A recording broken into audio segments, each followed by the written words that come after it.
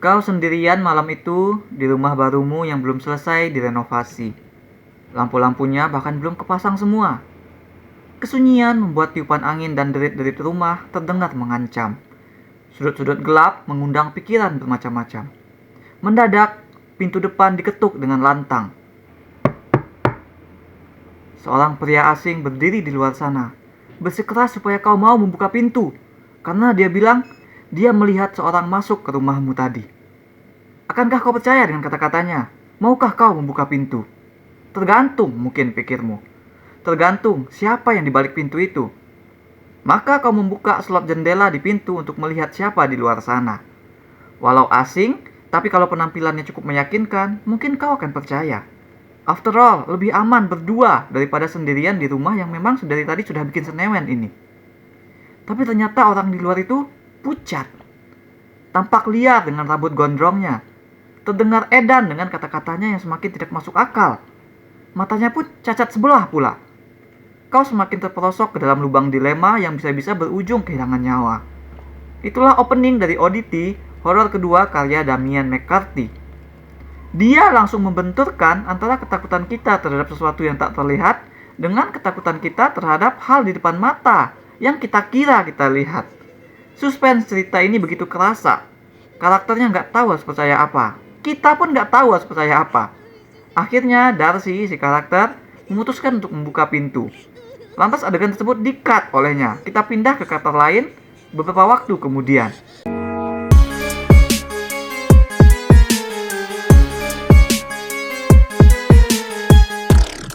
Nasib Darcy jadi misteri yang menghantui karakter-karakter lain yang dia tinggalkan. Namun bagi kita, untuk kita, nasib Darcy tadi barulah setup yang menandaskan betapa hebatnya Oddity dalam bercerita horor. Baru teaser for more great storytellings to come. Karena hal terbaik pada Oddity ini adalah pembuatnya kentara sekali punya passion yang kuat terhadap cerita horor dan paham bagaimana menceritakan itu. Khususnya lewat editing yang cut-to-cutnya precise sekali dalam membangun misteri kemudian mereveal tanpa sedikit pun mengurangi suspense yang terus saja dibangun. Momen-momen di Oddity ini vibe-nya kayak kumpulan cerita-cerita pendek horor klasik yang dikemas menjadi satu cerita panjang modern. Ada elemen supernatural dari karakter yang literally punya kekuatan cenayang. Ada mitos, ya kan, yang dipadukan dengan horror creature dari makhluk yang kayak golem dari kayu. Ada elemen psychological thriller. Ada elemen home invasion, bahkan rumah berhantu. Serta juga ada elemen misteri whodunit. Ini bakal jadi exactly my choice untuk ditonton lagi pas merayakan musim Halloween nanti. Dari elemen-elemen itu, yang mau ku highlight di sini adalah soal rumah berhantu dan creature-nya, wooden man-nya. Aku takjub sama gimana film ini menggunakan elemen tersebut. Keunikan film ini lebih mudah kita rasakan jika melihatnya dari sana. Dalam horor kan rumah hantu itu adalah panggung. Set piece yang bakal jadi tempat karakter lari menyelamatkan nyawa, tempat kamera bermanuver membangun atmosfer atau juga membuild up jump scare dan penampakan lain, juga menjadi latar yang menambah identitas dan karakterisasi cerita itu sendiri. Makanya biasanya rumah hantu itu jadi ruang tertutup yang mengunci karakter, tapi juga biasanya dibuat besar rumahnya supaya ruang gerak galian horornya itu lebih luas. Nah, rumah berhantu di Oddity punya interior yang tidak biasa. Rumahnya gede, tapi yang digunakan cuma sebagian kecil gitu, sebagian kecil ruangan. Dan itu bentuknya basically cuma kayak ruangan yang panjang dengan balkon di atas. Ruangan ini benar-benar di-set supaya sudut pandang karakternya tuh terbatas, cuma lurus. Mereka harus selalu membalikkan badan, ya kan, untuk melihat ruangan yang lain. Ini ngasih sensasi seram tersendiri. Ditambah pula posisi pintu yang basically cuma di tengah set. Sehingga siapapun yang masuk dan keluar pasti ke notice. Ya kan, untuk mencapai pintu berarti karakter harus mengekspos diri mereka, membuat diri mereka terlihat. Nah, kata lihat nih, bakal banyak kita jumpai, karena merupakan bagian dari tema besar cerita ini. Jadi yang dilakukan oleh Oddity adalah membalikan fungsi, menggulingkan ekspektasi, mensubversi apa yang biasanya kita ketahui dari fungsi rumah hantu sebagai panggung cerita horor. Bukan lagi untuk survival, melainkan supaya karakter stay in the center, supaya mereka terlihat dan melihat, memberikan tantangan bagi karakter tersebut dalam proses melihatnya itu tadi. Subversi yang sama kita jumpai juga pada elemen creature horornya. Si wooden man yang mirip golem tanah liat dalam mitos, yang bisa melakukan apa saja jika dimasukkan suatu barang personal ke dalam tubuhnya. Nah, enggak seperti makhluk horor lain yang biasanya tuh diumpetin dulu atau dispesialkan. Wooden Man ditaruh ODT gitu aja di tengah-tengah ruangan, di tengah-tengah cerita. Dia duduk, dia diam, dia bikin takut karakter yang melihat. Ngasih uneasy feelings yang konstan kepada kita. Karena kita ngelihat dia tuh bakal ngarep untuk menangkap momen saat dia bergerak nanti di latar gitu. Nah, perasaan semacam itulah yang terus diincar oleh film. Perasaan semacam dramatic irony. Ya kan, kita ngerasa waspada lebih dahulu daripada karakternya. Juga semacam ekspektasi untuk melihat horor terbangun dari kita melihat adegan-adegan di film. Bahkan pada adegan terakhirnya pun, ekspektasi kita terhadap gimana makhluk horor hadir sebagai penutup juga dijungkirkan. Aku berharap bakal ada jump scare di akhir itu. Tapi kalau aku udah menutup mata duluan, aku nggak bakal lihat nada berbeda yang digunakan oleh film ini untuk menutup cerita horornya. Jadi, alih-alih membuat kita siap-siap menutup mata, film ini menantang kita malah untuk meminta horor itu datang. Meminta makhluk kayu manusia itu tadi bergerak. Film menantang kita untuk membuka mata, untuk melihat. There goes the word again. Melihat. Dengan apa? Dengan mata. Mata apa? Nah, ini pertanyaannya. Soal mata dan penglihatan jadi tema berulang yang hadir sepanjang cerita. Ada pria asing yang matanya cacat sebelah, ya kan? Mata yang rusak itu dia tutup dengan mata porselen. Terus ada kembaran Darcy, si Dani, yang buta tapi dia bisa melihat hal-hal beyond normal dengan mata batinnya.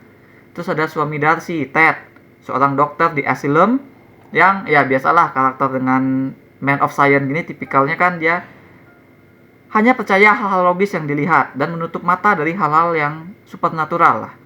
Nah, ODT menempatkan karakter-karakter tersebut ke dalam situasi yang mengharuskan mereka memperlebar pandangan, membuka mata. Cerita sebenarnya nanti berpusat pada Dani yang ingin menyelidiki kematian kakak kembarnya. Maka dia dengan segala perlengkapan cenayangnya, termasuk si Wooden Man tadi, menginap di rumah baru Darcy. Rumah yang kini ditempati oleh Ted bersama pacar barunya. Nah, Dani dan Ted ini akan saling curiga. Mereka punya pandangan, punya kepercayaan dan rahasia masing-masing.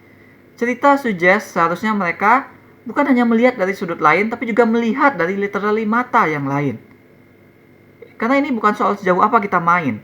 Memperluas pemahaman terhadap suatu hal bisa jadi justru adalah soal kemauan kita melihat hal yang dekat, tapi kali ini kita coba melihatnya dari kacamata yang lain. Nah, sadisnya film ini, para karakter tersebut tidak didorong untuk berubah, untuk sadar, untuk punya journey.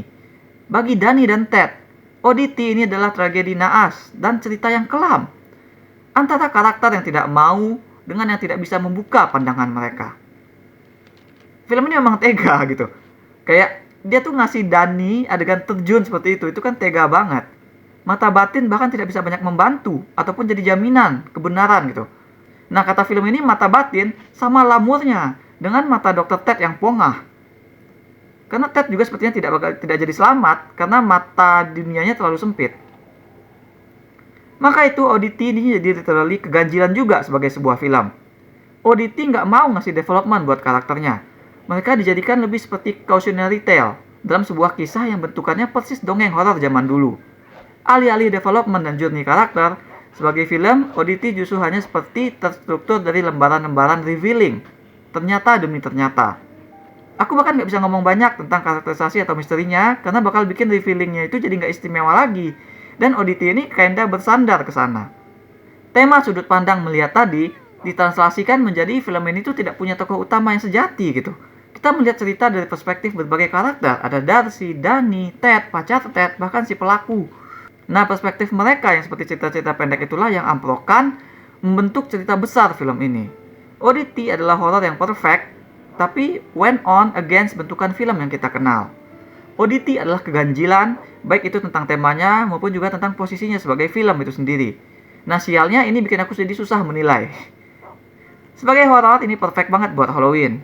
Cerita yang benar-benar spooky, dengan arahan yang terasa banget passionnya ke genre horor, precise editingnya, desain, set piece, timing revealing, membuatnya enak banget untuk diikuti. Ditambah pula elemen-elemen horor yang komplit.